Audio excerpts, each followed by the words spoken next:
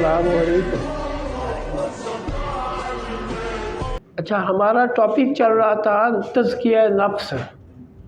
उसमें जो तकवा है वो कमाल का दर्जा रखता है। अल्लाह रब्बुल इज़्ज़त भी ये चाहते हैं। अल्लाह रब्बुल इज़्ज़त ने पैदा किया इंसानों को और जिन्नात को सिर्फ़ इबादत के लिए, और इबादत का मग़ज़ तकवा है। पूरी ज़िंदगी गुजारने का मग़ज़ क्या है? तकवा है। यानी मेन वो है टॉपिक जिस पे हमने अपने आप को लाना है। अब बात समझने वाली है कि मेरे रब ने जब कायनात तख्लीक की, कायनात को बनाया, तो उसमें एक ख़ास कशिश रखी हर चीज़ में। अब देखो, कशिश शकल आप लोग पढ़ते हैं, ग्रेविटेशनल फोर्स पढ़ते हैं कि अगर मैं कोई चीज़ यहाँ से गिराऊँ तो सीधा ज़मीन की तरफ जाएगी, छत की तरफ या दाएं बाएं नहीं जाएगी। उसकी वजह कि कोई कुव्वत है जो उसको खींच रही है, ठीक है। और न्यूटन ने ये चीज़ ईजाद की। उसने सिर्फ ये नहीं कहा, उसने कहा कि हर एक बॉडी दूसरे बॉडी को खींच रही है।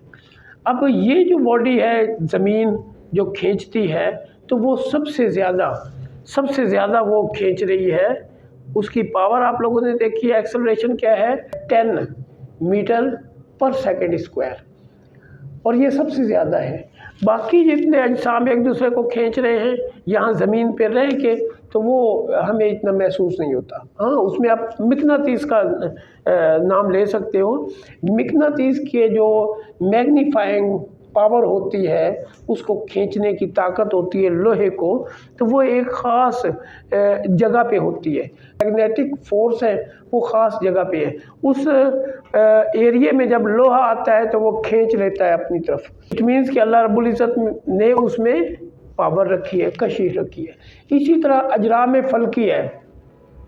तमाम सैयारे जितने हैं सूरज के गिर्द घूम रहे हैं, वो एक ख़ास दायरे में घूम रहे हैं और उनके ऊपर एक ख़ास ग्रिप है, कशिश है। चाँद पर अगर कोई चीज़ ले जाए तो ज़मीन की निस्बत 6 गुना कम कशिश है, लेकिन है। इसी तरह अगर हम देखें, आपने एटम के बारे में पढ़ा होगा। एटम के अंदर न्यूक्लियस होता है। न्यूक्लियस के चारों तरफ घूमने में इलेक्ट्रॉन घूम रहे होते हैं, जो उनके अलग अलग मदार हैं, ऑर्बिट हैं, फिर ऑर्बिटल्स हैं, शेल हैं और सब शेल्स हैं, सही है। तो उनके अपने रास्ते हैं, उसके ऊपर ग्रिप है जो मेरे रब ने एक तख्लीक कर दी। अब ज़रा पॉइंट समझने की कोशिश करना। अब कायनात की हर चीज़ में मेरे अल्लाह रब्बुल इज़्ज़त ने एक कशिश रख दी है। हर एक दूसरे के दरमियान कशिश मौजूद है। अब एटम है, हर चीज़ एटम से बनी है। पूरी कायनात एटम से मिलकर बनी है, जो साइंस कहती है। और एटम के अंदर इतनी ग्रिप है, फिर एटम के अंदर आपस की ग्रिप है, यानी प्रोटॉन और इलेक्ट्रॉन में। बिल्कुल इसी तरह जब एटम्स मिल जाते हैं, उनके अंदर एक बॉन्डिंग सिस्टम होता है, वो भी एक कशिश है। उस बॉन्डिंग सिस्टम से सॉलिड भी वजूद में आते हैं, लिक्विड्स आते हैं, फिर गैसेस आती हैं। फिर सॉलिड को हम गर्म करके लिक्विड में चेंज कर सकते हैं, उनकी पावर्स को कम करके, उनकी कशिश को कम करके। फिर लिक्विड्स हैं, उनको गर्म करके हम गैसेस में चेंज कर सकते हैं। अब ये एक पूरा एक सिस्टम है। अब इस सिस्टम को समझने की कोशिश करो, मैं जो बताना चाह रहा हूँ। अब ये तो है मतलब एटम के अंदरूनी मैंने बताया है। फिर 2-4 एटम मिलेंगे, मॉलिक्यूल्स बनाएंगे, वो भी कशिश आपस में उनकी ग्रिप कशिश की वजह से ही होगी, सही है। इलेक्ट्रॉन जाएंगे या शेयरिंग करेंगे, बहरहाल उनमें ग्रिप पैदा होगी। उस ग्रिप की वजह से वो करीब करीब रहेंगे। ये मेरे रब का एक निज़ाम है। एक एटम्स के दरमियान मैंने बता दी, दूसरी होती है मॉलिक्यूल्स के दरमियान। मॉलिक्यूल्स के दरमियान क्या होते हैं, जिसको वैन डर वाल्स फोर्सेस कहते हैं, बैनुल मॉलिक्यूली कुव्वतें कहते हैं। तो उसके तहत जैसे पानी है, आप पानी में कोई चीज़ डबो के निकाल लें तो कुछ पानी के ज़र्रात उसके साथ लग जाते हैं और कुछ टूट कर गिर जाते हैं। इसका मतलब पावर उनकी कम थी। और अगर शहद में डबोएं तो उसकी मिकदार बढ़ जाएगी मॉलिक्यूल्स की, क्योंकि उसके दरमियान पावर पानी की निस्बत ज़्यादा होगी। تو آپ ڈبو کے نکالیں گے تو اس میں شہد ہے وہ زیادہ لگ جائے گا، گاڑھا ہوگا، اس لیے اس میں مالیکیولز زیادہ ہوں گے اور قریب قریب ہوں گے، اس لیے۔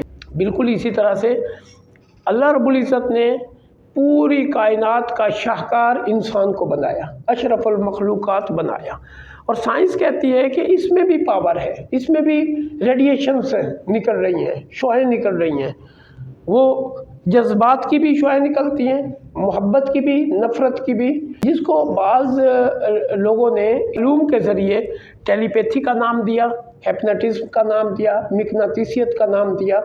تو اگر آپ ان یعنی جس کو ہم چھٹی حس بھی کہتے ہیں، اور اس کو اگر آپ یوٹیلائز کرو گے، اس کو گرپ میں لے آؤ گے، تو پھر آپ کسی دوسرے کے دماغ پہ اپنا میسج ڈراپ کر سکتے ہو۔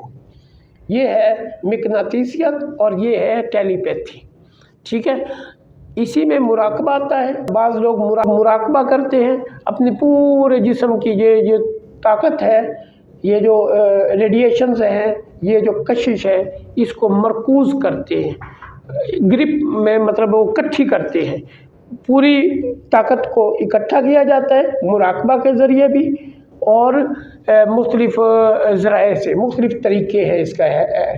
ٹیلی پیتھی والے الگ طریقے بتا رہے ہوتے ہیں، میگنیٹزم والے اپنا میتھڈ بتا رہے ہوتے ہیں۔ کہنے کا مطلب ہے میرے رب نے اتنی پاور دی ہے انسان کو، اور اگر ہم یہ پاور یوز کریں اور اللہ رب العزت کی وحدانیت اپنے دل و جان میں اتاریں اور تقویٰ پیدا کریں تو بڑا آسان راستہ ہے۔ یعنی آپ تنہائی میں بیٹھیں، مسجد میں بیٹھیں، جہاں بھی بیٹھنا ہے وہاں پہ مراقبے کا انداز ہوتا ہے، بیٹھنے کا طریقہ ہے، پوری توجہ اپنی مرکوز کریں اور اللہ رب العزت کی طرف متوجہ ہوں کہ میرا رب آپ کو دیکھ رہا ہے اور میرا رب کیا چاہتا ہے۔ تو یہ ہے اپنے آپ کو تقویٰ کی طرف لانا اور اس ٹریک پہ چلانا۔ آسان ہے، مشکل نہیں ہے۔ آپ چلتے پھرتے گھومتے پھرتے اگر یہی سوچتے رہیں کہ میرا رب موجود ہے، وہ مجھے دیکھ رہا ہے، میں جو بھی حرکت کروں گا اس پہ اس کی نظر ہے، اس کی گرپ ہوگی، تو بندہ جب یہ سوچ پیدا ہو جائے گی تو پھر یقیناً اچھے کام کرے گا، برائیوں سے بچے گا۔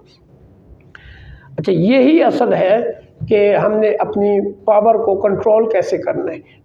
اب اچھا آدمی بیٹھا ہے تو اس سے جو شعاعیں نکل رہی ہیں یا اس کا فیض جو نکل رہا ہے ہر بندے کی طرف سے، چاہے گنہگار ہے، نیکوکار ہے، اس کے اندر سے ایسے ریڈیشنز نکل رہی ہوتی ہیں یا ایسے مطلب اس کی شعاعیں نکل رہی ہوتی ہیں جو دوسروں کو متاثر کرتی ہیں۔ بندہ بولے یا نہ بولے، ایک بندہ ذکر کر رہا ہے تو دوسرے ویسے قریب بیٹھے خوشی محسوس کریں گے دل میں، یعنی ایک خوشگوار موڈ میں آ جائیں گے، غصے میں نہیں آئیں گے، خوشگوار موڈ میں، وہ ذکر کا اثر ہوتا ہے۔ اور اگر کوئی گالی گلوچ والا بندہ بیٹھا ہے، کوئی محفل ایسی میں بیٹھے ہیں جس میں گالی گلوچ نکال رہا ہے، اس کے دل میں برے برے خیالات آ رہے ہیں، تو آپ وہاں بیٹھے ہیں تو آپ کے دل میں بھی برے برے خیالات آنا شروع ہو جائیں گے۔ یہ وہ چیز ہے جیسے آپ نے شاید دیکھا ہو، بچے کیا کرتے ہیں، ایک مقناطیس کا ٹکڑا لیتے ہیں اور کاغذ کے اوپر لوہے کا کیل رکھتے ہیں، نیچے سے مقناطیس کو بھگاتے ہیں جو نظر نہیں آ رہا ہوتا، تو اوپر کیل بھاگ رہا ہوتا ہے، جس سائڈ پہ مقناطیس جائے گا کیل اسی سائڈ پہ جائے گا۔ عام طور پہ بچے اس طرح کی شرارتیں کر رہے ہوتے ہیں، تو اس میں کیا ہے کہ وہ وہی قوت ہوتی ہے جو ان کو گھما پھرا رہی ہے۔ اگر برے آدمی کے صحبت میں بیٹھیں گے، برے آدمی بیٹھے ہیں، ان کی سوچ بری ہے، ان کے دل میں برائیاں چل رہی ہیں، تو یقیناً 100% آپ کے دل اور دماغ میں برائیاں ہی چلنے لگیں گی۔ اور اگر وہ اچھائی کر رہے ہیں، ذکر کر رہے ہیں اور خوب اللہ کو یاد کر رہے ہیں اور ان کا ایک ایک لمحہ اللہ کی یاد میں گزر رہا ہے، آپ قریب بیٹھیں گے تو ان کے فیض سے آپ بھی فیض یاب ہو جائیں گے، یعنی وہ محسوس آپ بھی کریں گے۔ اس کا مطلب ہوگا آپ خوشی محسوس کریں گے، سکون محسوس کریں گے اور اپنے اندر ایک عجیب کیفیت پیدا کریں گے، محسوس کریں گے، جس میں آپ کو خوشی ہوگی اور آپ چاہیں گے کہ وہاں بیٹھے رہیں، یہ نہیں دل کرے گا کہ یہاں سے اٹھیں۔ اس کی وجہ ذکر اذکار ہوتا ہے، اللہ سے لو لگانی ہوتی ہے، جس قدر لگائیں گے، جس قدر اللہ رب العزت کو یاد کریں گے، اسی قدر میرے رب کے ہاں مقام بنے گا۔ مجھے امید ہے کہ انشاءاللہ آپ لوگ اس پر عمل کریں گے۔